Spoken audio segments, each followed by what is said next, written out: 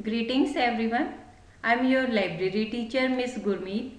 आज मैं आपको एक कहानी सुनाने जा रही हूँ जिसका टाइटल है सच्चे तीर्थ यात्रा। तो शुरू करते हैं कहानी। हेमराज लाजवंती का एकमात्र सहारा था और अपने बेटे का मुख देखकर वह सारे दुख भूल जाती थी। हेमराज का रंग रूप साधारण बालकों जैसा ही था, लेकिन लाजवंती की आंखों में वैसा बालक सारे संसार में न था। माँ की ममता ने उसकी आंखों को धोखे में डाल दिया था। लाजवंती को उसकी इतनी चिंता थी कि दिन रात उसे अपनी आंखों के सामने रखती, मानो वह दीपक हो और उसको बुझाने हवा के तेज झोंके बार बार आक्रमण कर रही हों। वह उसे छिपा छिपा कर रखती थी, कहीं उसे किसी की नजर न लग जाए। गांव के लड़के खेतों में खेलते फिरते, लेकिन लाजवंती हेमराज को बाहर न निकलने देती। और कभी वह बाहर निकल भी जाता तो घबरा कर उसे ढूंढने निकल जाती थी। गांव की स्त्रियां कहती, हमारे भी तो बच्चे हैं, तो जरा जरा सी बात पर यूं पागल क्यों हो जाती है। लाजवंती यह सुनती तो उसकी आंखों में आंसू लहराने लगते। भर्राए हुए स्वर में उत्तर देती, क्या करूं, मेरा जी डर जाता है। मगर इतना सावधान रहने के बावजूद भी हेमराज बुरी नजर से ना बच सका। प्रातःकाल था, लाजवंती दूध दूह रही थी। इतने में हेमराज जागा और जागते ही मुंह फुलाकर बोला, माँ। उसकी आवाज में उदासी थी। लाजवंती के हाथ से दूध का बर्तन गिर गया। दौड़ती हुई हेमराज के पास पहुंची और प्यार से उसके सिर पर हाथ फेर कर बोली, क्या है बेटा, इतना घबराया हुआ क्यों है। हेमराज की आंखों में आंसू डबडबा गए। रुक रुक कर बोला, सिर में दर्द होता है, बहुत दर्द होता है। बात साधारण थी, पर लाजवंती का नारी हृदय कांप गया। यही दिन थे, यही ऋतु थी जब उसका पहला पुत्र मरा था। वह भी इसी तरह बीमार हुआ था। लाजवंती को अपने पैरों के नीचे से जमीन खिसकती नजर मालूम होने लगी। जैसे विद्यार्थी एक बार फेल होकर दोबारा परीक्षा में बैठते समय घबराता है, उसी तरह हेमराज के सिर दर्द से लाजवंती व्याकुल हो गई। गांव में दुर्गादास अच्छे अनुभवी वैद्य थे। लोग उन्हें लुकमान समझते थे। सैकड़ों रोगी उनके हाथों से स्वस्थ होते थे। आसपास के गांव में भी उनका बड़ा नाम था। लाजवंती को देखकर उन्होंने पत्र हाथ से रख दिया और आंखों से ऐनक उतारते हुए बोली, क्यों बेटी, क्या बात है। लाजवंती ने चिंतित सी होकर उत्तर दिया, हेम बीमार है। वैद्य जी ने सहानुभूति के साथ पूछा, कब से। और लाजवंती बोली, आज से ही। कहता है सिर में दर्द है, अगर आप चलकर देख लेते। वैद्यराज जल्दी से लाजवंती के साथ चल पड़े। जाकर देखा तो हेमराज बुखार से बेसुध पड़ा था। वैद्यराज ने नाड़ी देखी, सिर पर हाथ रखा और बोला, चिंता की कोई बात नहीं है, दवा देता हूँ, बुखार है, उतर जाएगा। लाजवंती के डूबे हुए हृदय को सहारा मिल गया। उसने दुपट्टे के आंचल से अठन्नी निकाली और वैद्य जी को भेंट कर दी। वैद्य जी ने मुंह से नहीं नहीं कहा, पर हाथों ने मुंह का साथ न दिया। उन्होंने पैसे ले लिए। कई दिन बीत गए पर हेमराज का बुखार नहीं उतरा। वैद्य जी ने कई दवाइयां बदली, पर किसी ने अपना असर ना दिखाया। लाजवंती की चिंता बढ़ने लगी। वह रात रात भर उसके सिरहाने बैठी रहती थी। लोग आते और धीरज देकर चले जाते थे, पर लाजवंती का मन उनकी बातों की ओर न दौड़ता था। वह डरी डरी रहती और अपने मन की पूरी शक्ति से हेम की सेवा में लगी रहती। एक दिन उसने वैद्य जी से पूछा। वैद्य जी ने उत्तर दिया, मियादी बुखार है, अपनी मियाद पूरी करके ही उतरेगा। 21वें दिन उतरेगा, इससे पहले नहीं उतर सकता। लाजवंती बोली, आज 11 दिन तो हो गए हैं। वैद्य जी बोले, 10 दिन और हैं, किसी तरह निकाल दो, भगवान भला करेंगे। लाजवंती का माथा ठनका। हिचकिचाते हुए बोली, कोई अंदेशा तो नहीं है, सच सच बता दीजिए। वैद्य जी ने थोड़ी देर चुप रहे। उस समय वे सोच रहे थे वे सच सच बताएं, और फिर बोले, देखो, बुखार सख्त है, हानिकारक भी हो सकता है। मेरी राय में हेम के पिता को बुला लो। लाजवंती सहम गई। रेत के स्थलों को मीठे जल की नदी समझकर जब हिरण पास पहुंचकर देखता है कि नदी अभी उतनी ही दूर है, तो जो दशा उसके मन की होती है, वही दशा इस समय लाजवंती की हुई। उसे आशा ही नहीं निश्चय हो गया था कि हम एक आध दिन में हेम ठीक हो जाएगा, फिर उसी तरह खेलता फिरेगा। माँ देखेगी तो खुश होगी, लोग बधाइयाँ देंगे। मगर वैद्य जी की बात सुनकर उसका दिल बैठ गया। आशा के साथ निराशा भी साथ आकर खड़ी हो गई। उसने अपने पति को पत्र लिखा और वह तीसरे दिन आ गया।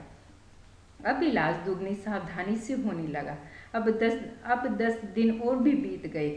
अब 21वें दिन सिर पर था। हेम की देह अभी भी आग की तरह तप रही थी। लाजवंती और उसका पति रामलाल दोनों घबरा गए, सोचने लगे क्या बुखार एकाएक उतरेगा। वैद्य जी घबरा कर बोले, आज की रात बड़ी भयानक है, सावधान रहना, बुखार एकाएक उतरेगा। लाजवंती व रामलाल दोनों के प्राण सूख गए। वैद्य जी के शब्द किसी आने वाले भय की पूर्व सूचना थे। रामलाल बेटे के सिरहाने बैठ गए, पर लाजवंती के हृदय को चैन न था। उसने संध्या समय घी के दीपक जलाए और मंदिर की तरफ चली। इस समय उसे आशा अपनी पूरी जीवन शक्ति के साथ सामने नाच करती हुई दिखाई दी। कुछ देर बाद वह मंदिर पहुंची और देवी के सामने देर तक रोती रही। जब थक कर उसने सिर उठाया तो उसका मुखमंडल शांत था, जैसे तूफान शांत हो जाता है। उसे लगा मानो कोई दिव्य शक्ति उसके कान में कह रही है, तूने आंसू बहाकर देवी के पाषाण हृदय को मोम कर दिया है। लाजवंती ने देवी की आरती उतारी, फूल चढ़ाए, मंदिर की परिक्रमा की और प्रेम के बोझ से कांपते हुए शवर से मान्यता मांगी, देवी माता मेरा हेम बच जाए तो मैं तीर्थ यात्रा करूंगी। ये मान्यता मानने के बाद लाजवंती को ऐसा जान पड़ा जैसे उसके दिल से किसी ने बोझ हटा दिया हो, जैसे उसका संकट टल गया हो। वह निश्चित हो गई, अब उसके हेम को कोई भय नहीं है। लौटी तो उसके पांव जमीन पर न पड़ते थे। उसके हृदय सागर में आनंद की तरंगें उठ रही थी। वह दौड़ती हुई घर पहुंची तो पति ने कहा, बधाई हो, तुम्हारा परिश्रम सफल हो गया। बुखार धीरे धीरे उतर रहा है। लाजवंती के मन में प्रसन्नता थी और आंखों में आशा की झलक। झूमती हुई बोली, अब हेम को कोई डर नहीं है, मैं तीर्थ यात्रा की मान्यता मांग कर आई हूँ। और लाजवंती रात भर बेटे के सिरहाने बैठी रही। प्रभात हुआ, हेम का बुखार उतर गया था। उसके मुखमंडल में से प्रसन्नता टपक रही थी, जैसे संध्या के समय गाय के थनों से दूध की बूंदें टपकने लगती हैं, वैसे ही उसका मुखमंडल दिखाई दे रहा था। वैद्य जी ने आकर देखा तो उनका मुख भी चमक उठा और अभिमान से सिर उठाकर बोले, अब कोई चिंता नहीं है, तुम्हारा बच्चा बच गया है। वैद्य जी ने लाजवंती की ओर देखा और रामलाल से बोले, ये सब इसी के परिश्रम का फल है। लाजवंती बोली, ये देवी माँ की कृपा है। तब वैद्य जी ने कहा, मैं तुम्हें दूसरी शास्त्री मानता हूँ। उसने अपने मरे हुए पति को जिंदा किया था, तुमने अपने पुत्र को मृत्यु के मुंह से निकाला है। यदि तुम दिन रात एक ना करती तो हेम का बचना असंभव था। बच्चा नहीं, दूसरी बार पैदा हुआ है। रामलाल के होठों पर मुस्कुराहट थी, आंखों में चमक। इसके बाद रामलाल अपनी नौकरी पर लौट गए। 3 महीने बीत गए। लाजवंती तीर्थ यात्रा के लिए तैयार हुई। तीर्थ यात्रा पर जाने से पहले की रात उसके आंगन में सारा गांव इकट्ठा हो रहा था। वहां पर झांझे और करताले बज रही थी, ढोलक की थाप गूंज रही थी, स्त्रियां गा रही थी, बजा रही थी। दूसरी तरफ पकवान बढ़ रहे थे, उसकी सुगंध से दिमाग तर हो रहा था। लोग खा पी कर आराम करने लगे। जो बचा हुआ था वो गरीबों में बांट दिया गया। लाजवंती ने लोगों को विदा किया और चलने की तैयारी करने लगी। उसने बक्से में जरूरी सामान और कपड़े रखे। सहसा उसने किसी के सिसकने की आवाज सुनाई दी। लाजवंती के कान खड़े हो गए। उसने चारों तरफ देखा पर उसे कोई नजर नहीं आया। इस समय सारा गांव सुख सौपन में बेसुध पड़ा था। लाजवंती फिर आंगन में आई, लेकिन उसे वहां भी कोई दिखाई नहीं दिया। वह घर की छत पर चढ़ गई और पड़ोसन के आंगन में झुककर बोली, माँ हरो। वहां चारपाई पर बैठी माँ हरो सिसक रही थी। लाजवंती जल्दी से छत से उतरकर माँ हरो के पास पहुंच गई और बोली, माँ आप क्यों रो रही हो? मैं तुम्हारी पड़ोसन हूँ, मुझसे मत छिपाओ और बताओ आपको क्या परेशानी है। लाजवंती चलने के लिए आतुर हो रही थी, पर मगर हरो को क्या दुख है ये जाने बिना चले जाना उसके लिए कठिन था। लाजवंती ने फिर पूछा, माँ बता दो ना, तुम्हें क्या दुख है। हरो ने दुखी होकर कहा, क्या तुम उसे दूर कर दोगी। यह संभव है। तब लाजवंती ने कहा, माँ संभव कुछ भी नहीं है, आप मुझे बताइए, शायद मैं आपका दुख दूर कर दूँ। हरो ने कहना शुरू किया, कुंवारी बेटी का दुख आ रहा है, रात रात भर रोती रहती हूँ, जाने यह नाव कैसे पार लगेगी। मेरे भाई ने कुछ पैसे दिए, इसमें ब्याह की सारी तैयारी नहीं हो पाएगी। अब सोचती हूँ बारात आएगी, उसके सामने क्या रखूँगी। वो मिठाई आदि पकवान मांगेंगे, लेकिन मेरी इतनी औकात नहीं है उनको खाना भी खिला सकूँ। ये सोच सोच कर सूखती जाती हूँ। लाजवंती सोच कर बोली, क्या गांव के लोग एक गरीब कन्या का ब्याह नहीं कर सकते। और वे उसकी दया न होगी बल्कि उनका धर्म होगा। हरों की आंखें भर आई और वह इस समय गरीब थी, पर उसने भी अच्छे दिन देखे थे। उसे लाजवंती के प्रस्ताव से दुख हुआ, जैसे नया नया भिखारी गालियां सुनकर जमीन में गिर जाता है। उसने धीरे से कहा, बेटी मुझसे भी तो ये अपमान सहन न होगा।